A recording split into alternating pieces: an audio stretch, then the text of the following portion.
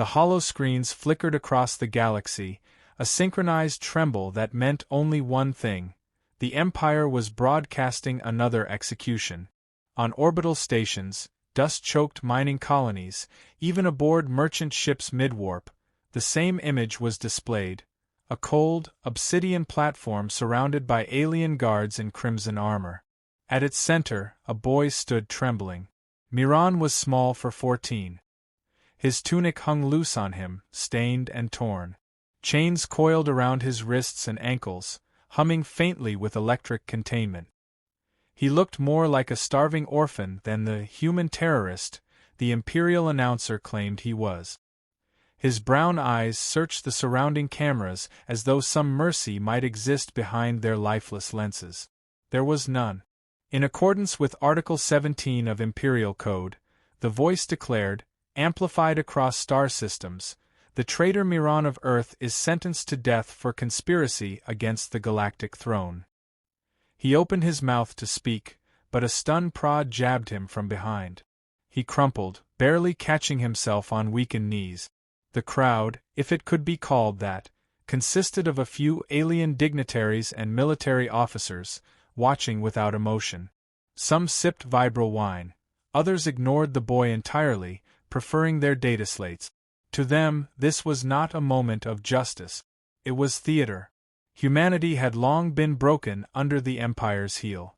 After the Earth Wars, surviving humans were scattered across colonies, stripped of their rights, used as laborers, experimental subjects, or worse.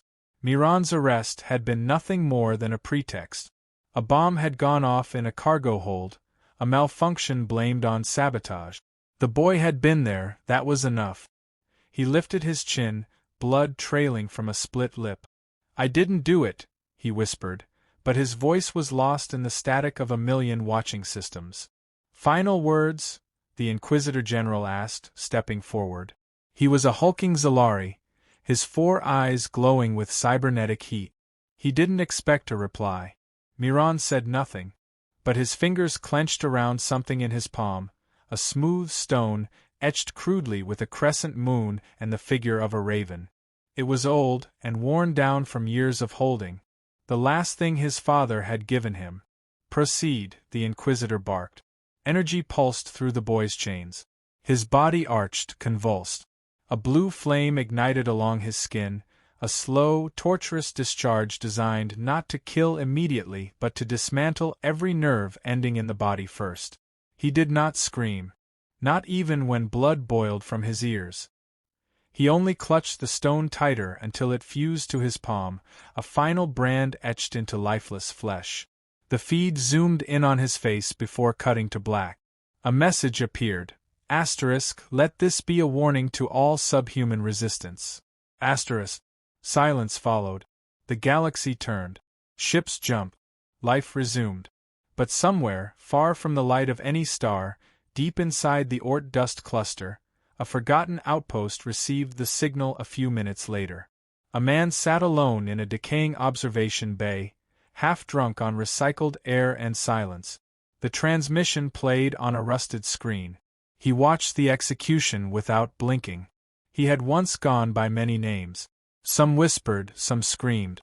Most feared. The galaxy had tried to forget him, and he had let it for the boy. He had built a life in the shadows, trading war for peace, fury for fatherhood. But now?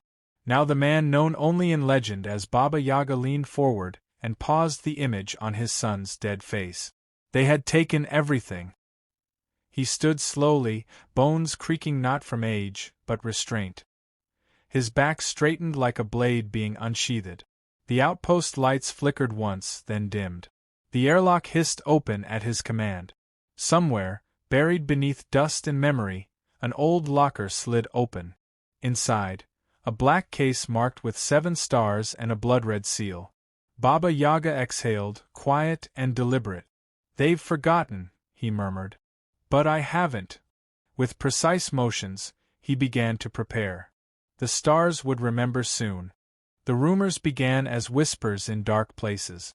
A freighter found drifting near the Epsilon verge, its crew gone without a trace. No signs of struggle, no damage to the hull, just silence and blood smeared across the command deck in the shape of a raven. In the orbital prisons above Lyra Prime, entire cell blocks were found unlocked, the guards inside slain with a precision so clean it felt surgical. At the center of each scene, a message etched into steel or flesh, for Miran.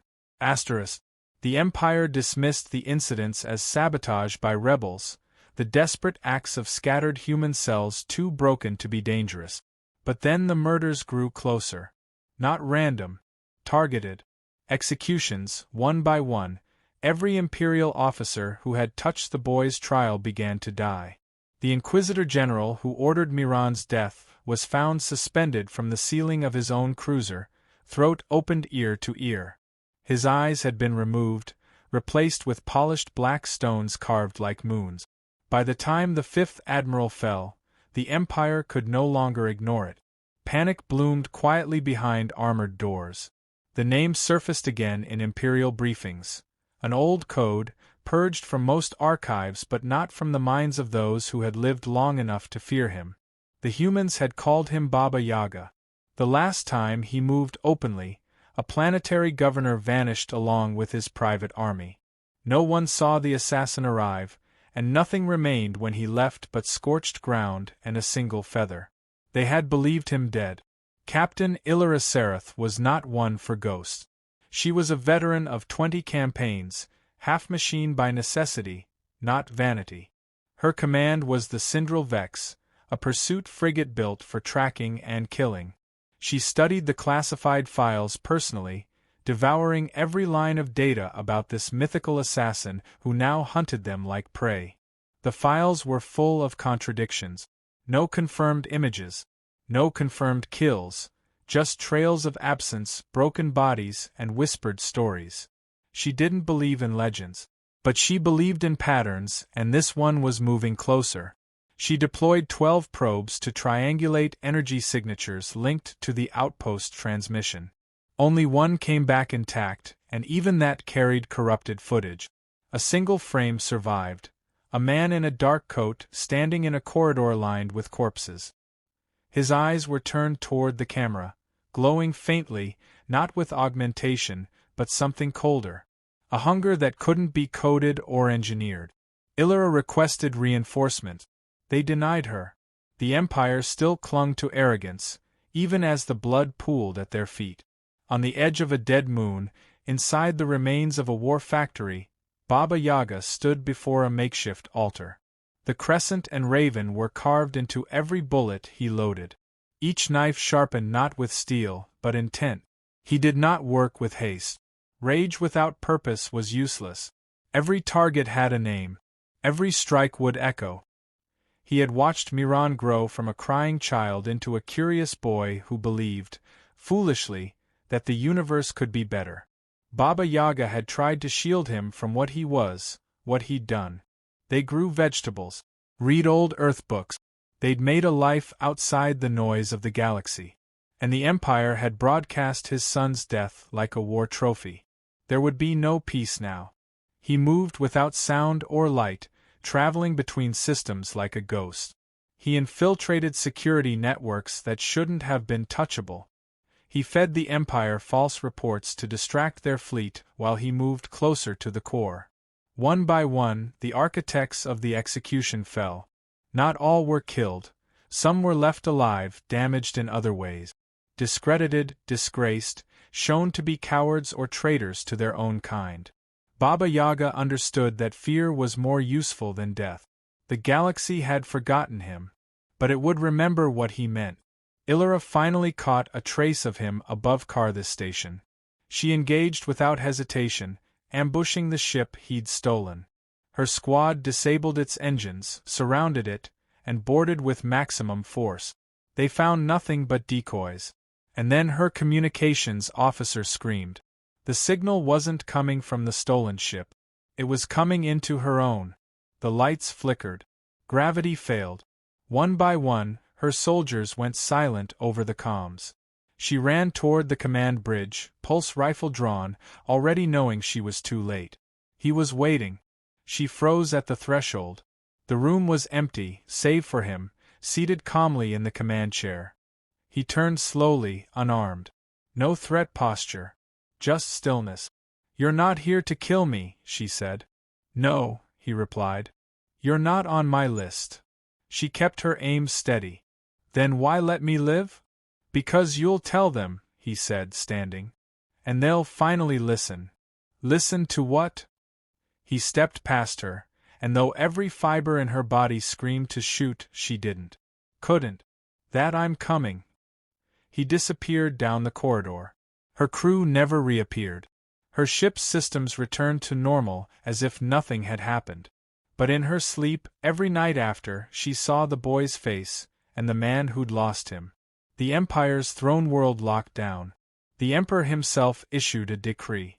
The galaxy would not bow to one man. But deep beneath their confidence, something had cracked. And in that widening fracture, death moved with purpose. The throne world burned before dawn. From orbit, the planetary shields flickered like dying embers, struggling against a storm no one had predicted. Alarms howled across the Citadel district as defense arrays failed one after another, their cores sabotaged from within.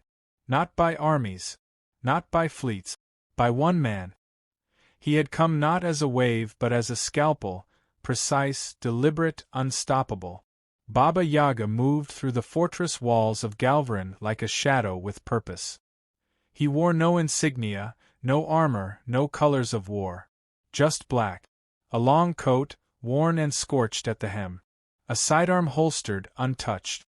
Knives strapped to his ribs and thighs. He didn't need more. The Imperial Palace, once the seat of interstellar dominance, now resembled a mausoleum. Guards stationed in triplicate had fallen without raising a single alarm. Security drones had been repurposed, turned against their creators or silenced by simple code phrases he hadn't spoken in decades. He hadn't hacked their systems. He had built them. Down in the Hall of Ministers, nobles and high command barricaded themselves behind reinforced walls, watching feeds that showed nothing but black screens. No trace of the intruder. No way to track him.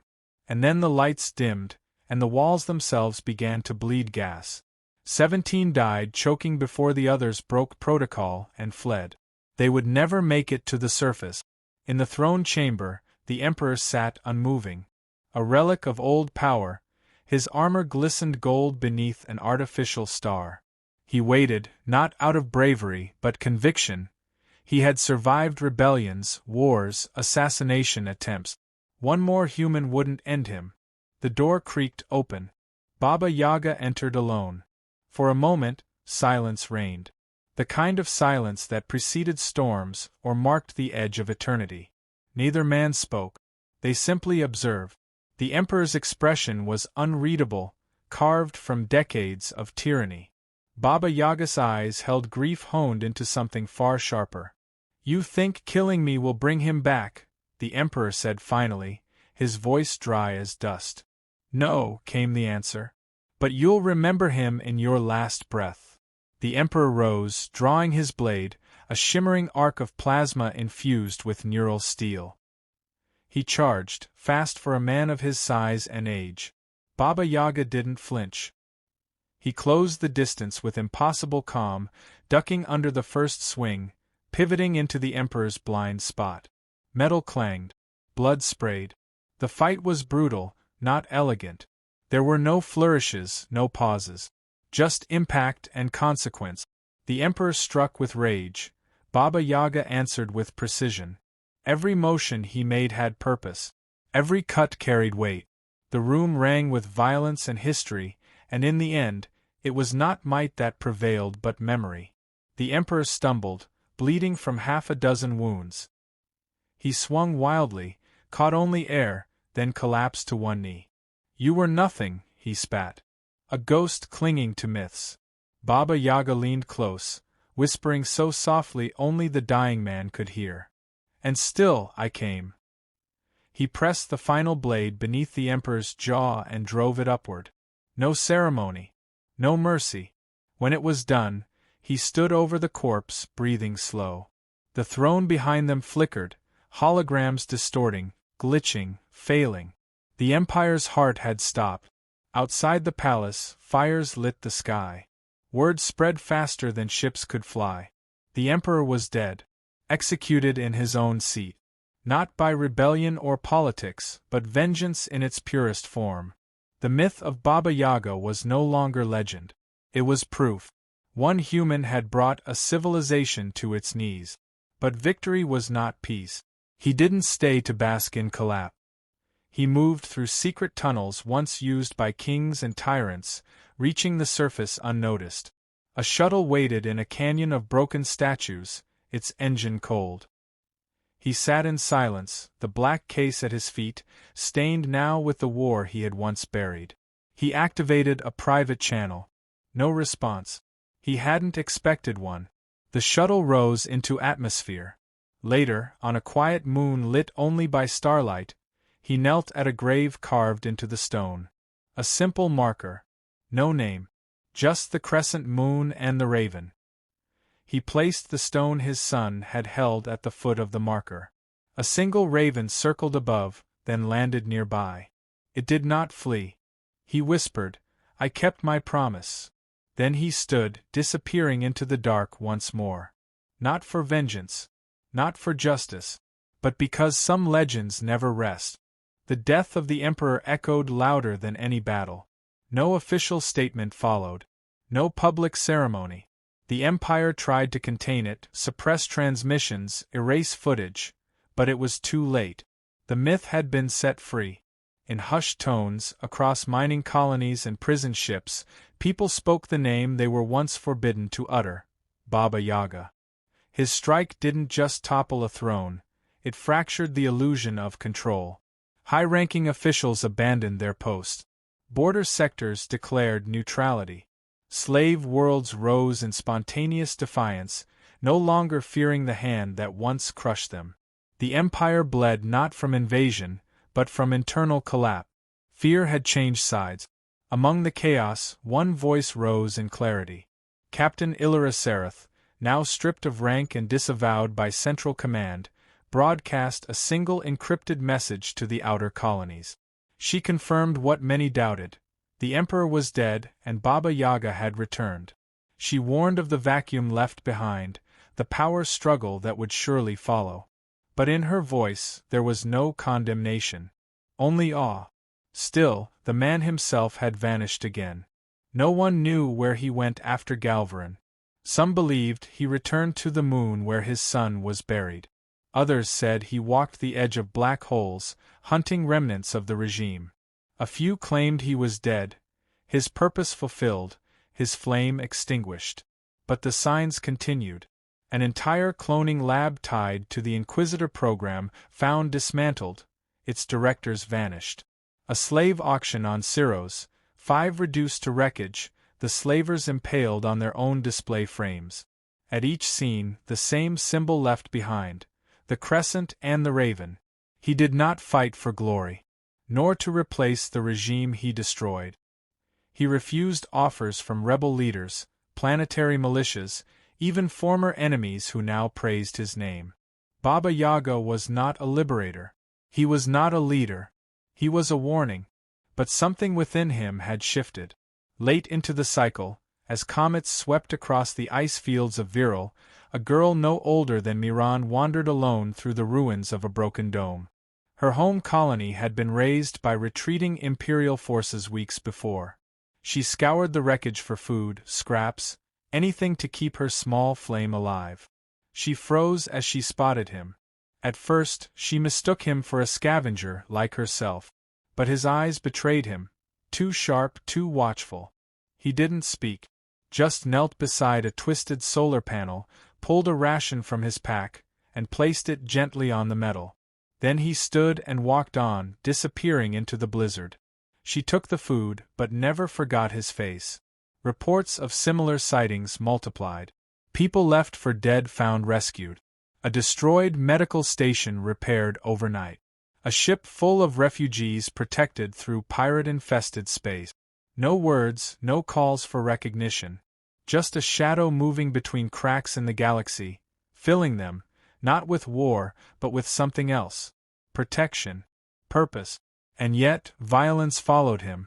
Those who tried to restore the empire, rebuild the throne, enforce the old rules, they died. Quickly, quietly. The myth grew stronger with every corpse. The galaxy teetered between rebirth and ruin. Among the outer colonies, a movement began.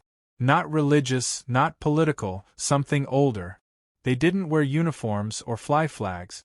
Just a mark painted on doors or scrawled into stone, a crescent moon and a raven's wing. They called themselves the Forgotten. Not soldiers. Not rebels. Just those who had once been broken. Now walking behind a ghost. And still, he did not speak. No broadcast. No manifestos. Until one day, on a derelict communication hub, a single audio file was found uploaded into every channel in every dialect. His voice. Calm. Low. I was not made for peace, it began. I came for one reason. And he is gone. A pause. Long enough to carry weight. But you're still here. And they will come again. Not as emperors. Not as conquerors. But different faces with the same hunger. Another pause. So I will remain. Not as your leader. Not your hope. Just your shadow. Let them fear what waits when they reach too far. The message ended without fanfare. No signature. No call to arms. But that was all it took. The galaxy moved forward, slowly, cautiously. New councils formed. Treaties signed. Old enemies became neighbors. The war hadn't truly ended, but its rhythm had changed. Now, every hand raised in greed had to wonder if the raven watched from above. In the silence beyond starlight, on a forgotten rock where no ships passed, a man stood before a grave. The stone had weathered, the carving worn smooth. He said nothing. Just placed a new feather at its base and sat beside it, not in grief, but in memory. Behind him, a shadow stirred. A new generation rising. He did not look back. He didn't need to. Because legends don't end. They simply wait.